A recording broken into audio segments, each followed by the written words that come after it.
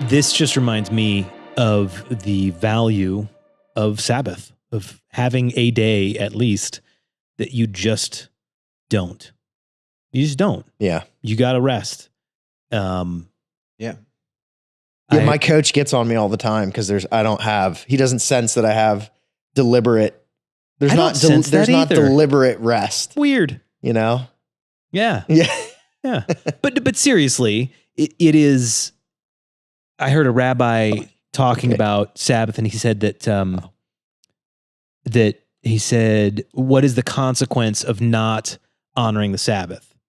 Like there are clear consequences to the other commandments. We know what's going to happen when you murder somebody, right?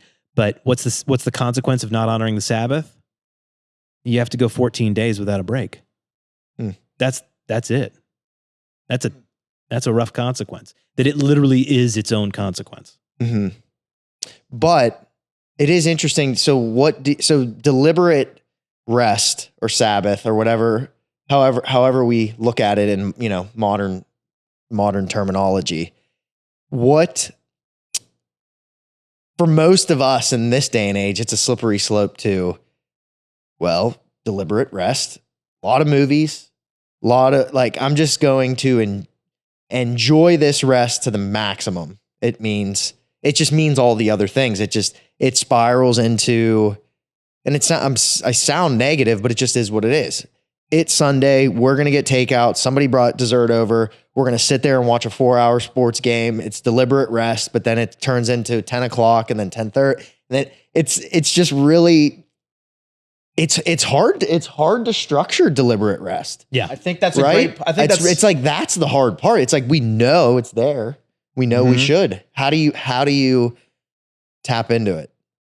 I think that's a great point. And again, so with so many of these types of conversations, I relate it to my own life, and I find myself sometimes just even having little kids and stuff that when it's a Sunday or I know I'm just going to have a shut off day, what I want to do is lay in bed, watch a movie, do nothing. I don't end up doing that for various reasons. Yeah. But that if you take it too far, it's not rest for me anyway, because it puts stress on me. Because I'll say, hey, I laid down and watched this game for 3 hours. I should feel rested, but instead I feel guilty about what my wife has to do or what my kids didn't get to do today. So it's like, if you're resting and it's, I don't want to say pure, but it's genuine rest, and it's within reason, I think that all makes sense. But I know for me, sometimes when I get into this rest mode, it can backfire on me. And sometimes I'll still plow through it.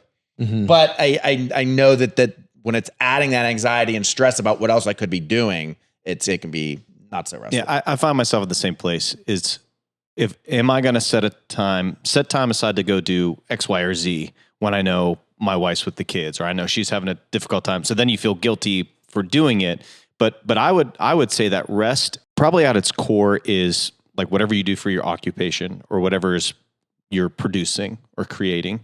It's taking a break from those things and not necessarily I have to turn off. Yeah, I think there's good disciplines. We even talk about with sleep hygiene. Yeah, don't be on your phone laying in bed. There are all kind of studies with blue light exposure. But so there's all kind of good disciplines and habits that we can get into. But I think rest is releasing or surrendering or giving up what you would work hard at producing Monday through Friday. I mean, because isn't that what... Good. From the Bible, God rested on the seventh day. He was creating the whole entire time. He's creating everything, working at everything, and then rested. And so I think it would probably be a break away from what you would normally do creating. And so I know the pharmacy's open on Saturday. So a lot of people, you wouldn't, that wouldn't be your Sabbath or rest day on Saturday because you're at the pharmacy. Then Sunday is probably the natural day. And I would even say furthermore that, resting, so when you come to set it, it's I don't have any control over the food environment and we're just going to order.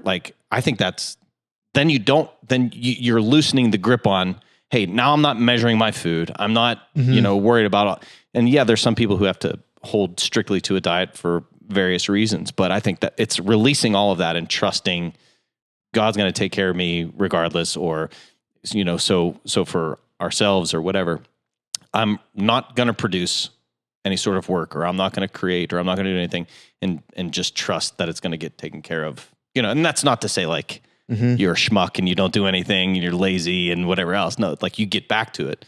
But I think ultimately it's I'm gonna surrender and release this whatever I do. That's and enjoy and be able to enjoy instead of like, man, I gotta count these.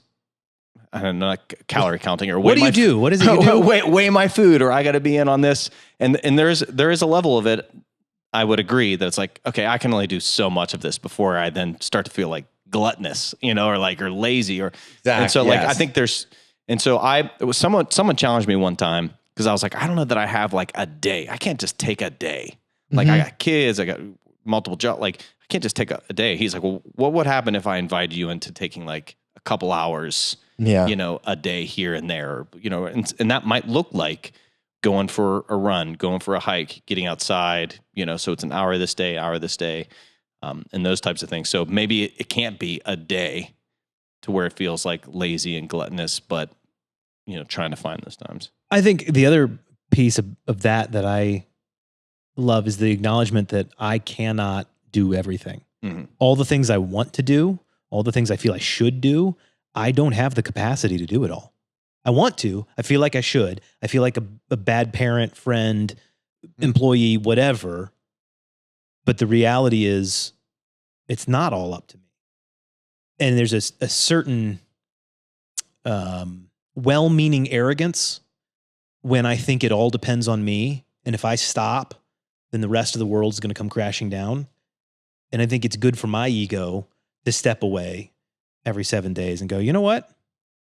It's either going to take care of itself or it'll fall apart and I'll deal with it. But I have to stop for my own well-being. And as far as the planning and food stuff goes, yeah, man, I always feel bad because my wife cooks, and we have gotten to the point now where Sunday it's just known mom's not cooking. So we're either having leftovers or we're going out to eat. And there's plenty of both. There's plenty of leftovers. Nobody else eats leftovers but me. So we just make a point of, okay, that's what's happening today. You can forage for yourself. There's cereal. You won't starve. But mom's not cooking. She's taking the day off.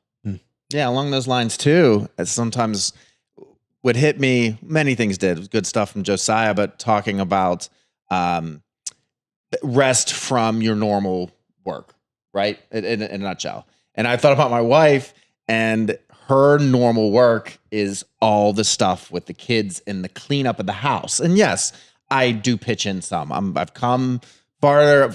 I'm better now than I was 2 years ago, but I still can come, and I still have a long way to go. And I think she doesn't have that day.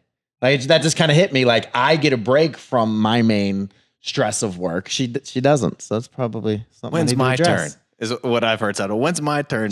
When's my turn? Yeah. And my wife doesn't really say it so much, maybe not in those literal words, but I probably could feel it in other ways. This is your opportunity to figure it out before this episode comes out. Yeah. So that you'll have already taken care of that. Deliberate rest. Yep. Much easier said than done, but I think that there were some good propositions made.